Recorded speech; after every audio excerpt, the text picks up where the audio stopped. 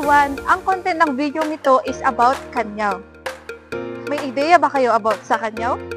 At kung wala pa, tara at panoorin natin ang video nito. Ang kanyaw ay isang kapistahan at seremonya na pinagdiriwang ng mga katutubong mamamayan ng bundok sa Hilagang Luzon. Ito ay isang socio-relihiyosong ritual kung saan ang mga manok, baboy at kalabaw ay pinapatay bilang handog at kinakain bilang bahagi ng isang piging.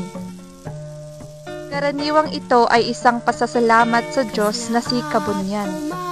Sa kanyaw, mayroon silang ino-offer tulad ng mga lumang barya, mga bagong pera na papel, kasama nito ang rice wine, which is ito ang mga wine ng mga indigenous people.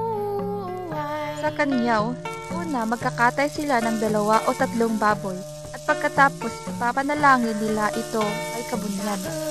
At hinihiling nila ang proteksyon, guidance, riches at blessing. Sunod nito, hihiwain nila ang baboy at titignan ang abdo o liver kung tinatanggap ba ng Kabunyan ang kanilang inialay. Dumako naman tayo sa pagluluto. Una, hiwa-hiwain nila ang karne ng baboy. Ang kasangkapan lamang nito ay asin at siyang nagbibigay ng lasa. Sa pagkatay ng baboy ay hindi katulad sa komersyal na pagkatay.